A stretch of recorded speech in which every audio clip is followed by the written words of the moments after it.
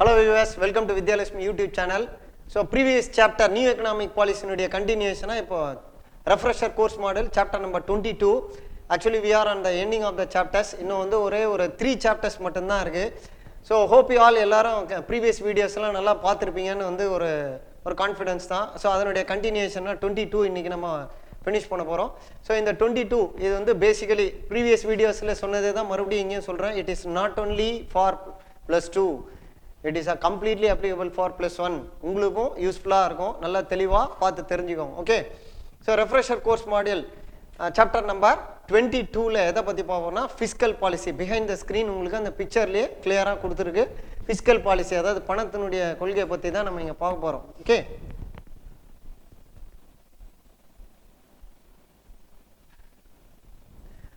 First as usual learning outcome. So இங்கே பின்னாடி dollar வந்து அந்த கரன்சி பற்றி போட்டிருப்போம். ஏன்னா இது எல்லாமே ரிஃபார்ம்ஸ் அப்படின்ற வேர்டு அங்கே பார்த்தீங்கன்னா ஆர்ன்ற வேர்டை கட் பண்ணிட்டு இந்த பிக்சர்லாம் எடுத்து இன்சர்ட் பண்ணி அதை பார்த்தோன்னே ஓகே இந்த பர்டிகுலர் வீடியோ வந்து இதை பற்றினது தான் அப்படின்னு தெரியணுன்றதுக்காக தான் இந்த ஸ்லைட்லாம் எடுத்து போட்டிருக்கு. ஓகேவா? Number 1, to realize the importance of fiscal reforms in coping with fiscal deficiency. Deficiency na பற்றாக்குறை. ஓகே, பணம் பற்றாக்குறையை எப்படி பேலன்ஸ் பண்ணுறது? ஒன்றும் இல்லை, வருமானத்தை இன்க்ரீஸ் பண்ணுறதுக்கான ஒரு பாலிசி, அவ்வளோதான், வேறு ஒன்றும் கிடையாது. Acquiring the knowledge of taxes. டாக்ஸ்ன்றது வந்து கவர்மெண்டுடைய முக்கியமான சோர்ஸ் ஆஃப் இன்கம். அதுக்காக அளவுக்கு அதிகமாக வரி வசூல் பண்ணாலும் அது வந்து என்ன ஆகிடும்? So it will give dissatisfaction among the people. அதனால் அது அவங்க சஃபர் ஆகக்கூடாது, பட் கவர்மெண்டுடைய இன்கமும் குறையக்கூடாது. Such as the value added tax VAT and or multi point tax and the goods and service tax DST or single point tax. இப்போ வேட்ன்றது multi point, ஜிஎஸ்டின்றது single point. Okay, knowing the current tax rates and advantages of GST. GST na goods and service tax. Next, the monetary reforms aimed at doing away with interest rate distortions and rationalizing the structure of lending rates. So இதான் வந்து learning outcome. மொத்தம் ஒரு 4 points தான். ரொம்ப சிம்பிளான ஒரு video session, ஈஸியாக எல்லாருக்கும் அண்டர்ஸ்டாண்ட் பண்ணிக்கலாம். Okay, very simple. Okay, next first fiscal reforms. ரிஃபார்ம்ஸ்னா நம்ம ஒரு மறுமலர்ச்சி, ஏதோ ஒரு சேஞ்சஸ்ன்னு கூட வச்சுக்கோங்களேன். ரிஃபார்ம்ஸ்னாவே மேக்ஸிமம் ஒரு மறுமலர்ச்சி. டைரெக்டாக இங்கிலீஷ் வேர்டு சொல்லணும்னா ஒரு சேஞ்சஸ் கொண்டு வர்றது. ரிடக்ஷன் ஆஃப் ஃபிஸ்கல் டெபிசிட், இந்த பற்றாக்குறையை குறைக்கிறது. To the extent of just 3% of GDP as suggested by fund bank policies. 3% reduction of fiscal deficit to the extent of just 3% of GDP as suggested by, they are suggest பண்ணனா fund bank policy. Next, in this way the budget aimed at containing government expenditure. So budget நாவே forthcoming financial year income and expenses present பண்றதான் budget. So government உடைய expenditure and augmenting revenues, reversing the downtrend in the share of direct to total tax revenues and curbing the conspicuous consumption. Okay, some of the important policy initiatives introduced for correcting the fiscal imbalance. Tax rate எதுக்கெல்லாம் அதிகமாகலாம், எதுக்கெல்லாம் குறைக்கலாம். So இப்போ at present வந்து நமக்கு 5 sector இருக்குது. அதை தான் நம்ம இங்கே டீட்டெயிலாக பார்க்க போகிறோம். Next, goods and services tax. Defined as a tax levied யாருக்கு? Consumer. when a consumer buy a good or service. இப்போ இன்கம்லேருந்து வந்து அது இன்கம் டேக்ஸ் சொல்லிடுறோம் இல்லையா, டைரக்ட்லி வி ஆர் ரெமிட்டிங். ஆனால் ஒரு கூட்ஸை பர்ச்சேஸ் பண்ணும்போது கிடைக்கிற, அதாவது கூட்ஸாக மாறி நம்ம கைக்கு வரும்போது அதை காசு கொடுத்து வாங்கும்போது தான் அந்த இடத்துல goods and services tax GST நமக்கு வருது. It is propose to be a comprehensive indirect tax. இது என்ன டைப் ஆஃப் டேக்ஸ் அப்படின்னு பார்த்தீங்கன்னா it is indirect tax on manufacture, sale and consumption of goods as well as the services. Okay, manufacturer, sale tax and then consumption. So இங்கே 3 பார்ட்டிஷனாக பிரியுது. GST aim to replace all indirect tax levied on goods and services by Indian central and state government. ஏன்னா இதுக்கு முன்னாடி வந்து அது மாதிரி தனியாக partition இருந்தது, தனித்தனியாக இருந்தது. இது எல்லாத்தையும் வந்து ஒன்றா கொண்டு வரணுன்றதுக்காகவே கொண்டு வந்த ஒரு டாக்ஸேஷன் மெத்தட் தான் GST. Okay, next, goods and services tax GST. GST would eliminate the cascading effect of taxes. இந்த வேர்ட் எல்லாம் ரொம்ப முக்கியமான கீவேர்டுமா, இதெல்லாம் கம்பல்சரி நம்ம எழுதணும். ஓகேவா? On the production and distribution of goods and services. Next, it also a 1 point tax. It also a 1 point tax. Unlike VAT, ஏன்னா VAT will be varied. Value added tax வந்து state vary ஆகும். அது மாதிரி கிடையாது. GST வந்து common, which has multiple point tax. Next, the Goods and Services Tax Act passed. இது எப்போ pass பண்ணா? 29th March 2017 by the Indian Parliament. The act getting passed by the Indian Parliament on 29th March 2019. இது வந்து ஒரு முக்கியமான 1 மார்க்கா note பண்ணி வச்சுக்கோங்க. இது சரி, ஆக்ட் பாஸ் பண்ணிட்டாங்க. when it was came into existence, அந்த டவுட் வரும் இல்லையா? அது 1st July 2017, same year. Act passed in the year March 29th March 2017, but the act came into existence, completely came into existence by the year, same year, by the month of 1st July 2017. The main motto என்ன அப்படின்னு பார்த்தீங்கன்னா, one nation, one market, one tax. ஒரே நாடு, ஒரே மாதிரி market, as well as one tax, ஒரே சீரான வரி. அதான் அதனுடைய மெயின் மோட்டிவ். நெக்ஸ்ட், இப்போ கரண்ட்ல இருக்கிற அந்த பார்ட்டிஷன் சீலிங் என்னென்ன எப்படி பிரிஞ்சு இருக்கு அப்படின்னு பார்த்தீங்கன்னா, 5 பார்ட்டிஷன்ஸ் வச்சிருக்கோம். 0%, some of the goods nil tax, 0 tax percentage. Next, 5%, 12%, 18% and 28%. 0, 5, 12, 18 and 28. At present, GST nuடைய rate of tax deduction method. Next, இதனுடைய advantages என்ன? மொத்தம் வந்து ஒரு 8 பாயிண்ட்ஸ் கொடுத்துருப்போம். இது வந்து 3 மார்க் பாயிண்ட்ஸ்லேயும் வரலாம், 2 மார்க்லேயும். 2 மார்க்கில் வந்தால் நீங்கள் ஒரு 6 பாயிண்ட்ஸ் ஆகுது கம்பல்சரி எழுதணும். 3 மார்க்கில் வந்தால் ஃபுல்லாகவே எழுதணும். Removing cascading tax effect number 1. ஏன்னா அதுதான் ஃபஸ்ட்டு நம்ம அந்த லைன்லேயே ஃபஸ்ட்டே எழுதியிருப்போம். அதையே நம்ம இங்கே அட்வான்டேஜாக காமிச்சிடும். நெக்ஸ்ட், இதுக்கு இன்னொரு பேர் என்னென்னா சிங்கிள் பாயிண்ட் டேக்ஸ். அதையும் ஒரு அட்வான்டேஜாக காமிச்சிடும். ஏன்னா தனித்தனியாக இல்லாமல் எல்லாமே கம்பைண்டாக ஒரே நேமில் வந்து first removal of cascading. Number 2 single point tax. Next, higher threshold for registration. Okay. Next, composition scheme for small businesses. இது வந்து ஒரு விதத்தில் வந்து என்கரேஜ் பண்ணுறதுக்கு தான். மெயினாக வந்து நிறைய பிஸ்னஸ் வந்து அதிகமாக டெவலப் ஆகணுன்றதுக்காக தான். Next, online simpler procedure under GST. ரொம்ப ஈஸியாக வந்து ஜிஎஸ்டி வந்து ஃபைல் பண்ணிடலாம் through online. Okay. Define treatment for e-commerce. ஏன்னா இ-காமர்ஸ் வந்து ரொம்ப ஃபாஸ்ட்டாக, அதாவது டெக்னாலஜி அதிகமாக யூஸ் பண்ணணும். அந்த டைமில் என்ன ஆகுனா ஆட்டோமேட்டிக்காக அதுக்காக டைம், ஒரு பிஸ்னஸ்னாவே we need to save time. அந்த டைம் வந்து சேவ் பண்ணி கொடுக்கறதுக்காக தான் இந்த மாதிரி அந்த 1 நேஷன் 1 டேக்ஸ் கொண்டு வந்தது. Next, increased efficiency in logistics.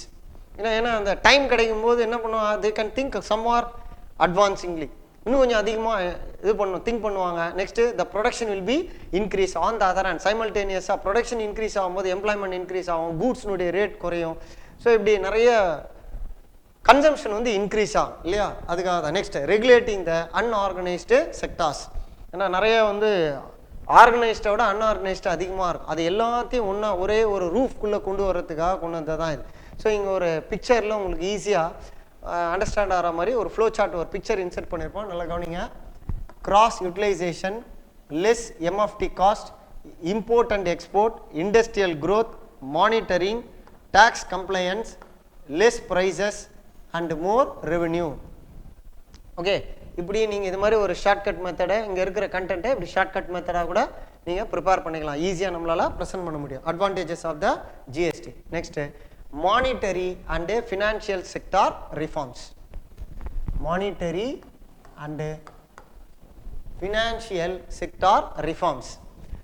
இதில் பார்த்தீங்கன்னா aimed at doing away with the interest rate distortions and rationalizing the structure of lending rates.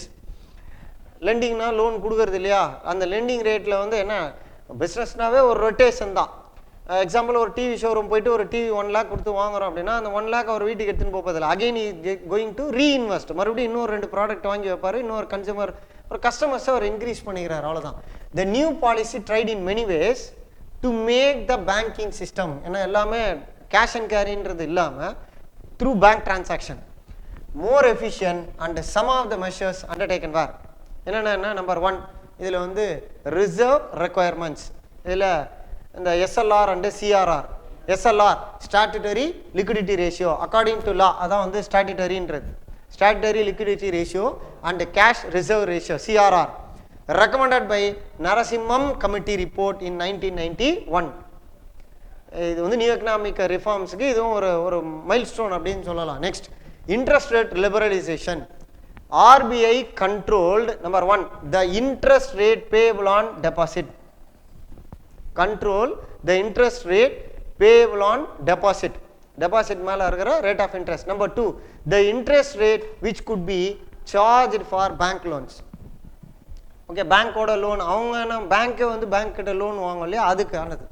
The interest rate which could be charged for bank loans. என்ன interest வந்து எவ்வளோ charge பண்ணுறாங்க, டெபாசிட்டில் அவங்க என்ன கொடுக்குறாங்க, அதே மாதிரி நாம லோன் வாங்கினோம்னா அதுக்கு என்ன, இது ரெண்டுத்தையுமே யார் கண்ட்ரோல் பண்ணாரோ RBI கண்ட்ரோல் பண்ணு. அதான் interest rate liberalisation. Next monetary and financial sector reforms.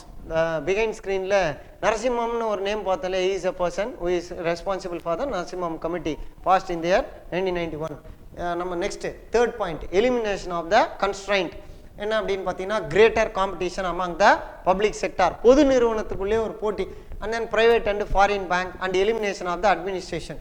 Next order to rationalise liberalization of bank branch licensing policy in order to rationalize the existing branch network. இன்னும் நிறைய நம்பர் ஆஃப் பிரான்ச்சஸ் வந்து increase பண்ணுது. Door step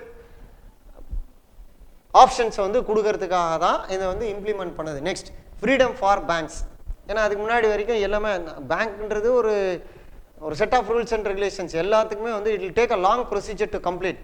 இதை வந்து நிறைய என்ன பண்ணாங்கன்னா they reduced given freedom to relocate branches and open specialized branches. அவங்களுக்கு அந்த பர்மிஷன் கொடுத்துறாங்க, தேவைப்பட்டா நீங்கள் என்ன பண்ணலாம், you can open one and more அந்த according to the population available. அந்த டிரான்சாக்ஷனை பொறுத்து அவங்க என்ன பண்ணலாம், they can increase. Next guideline for banks.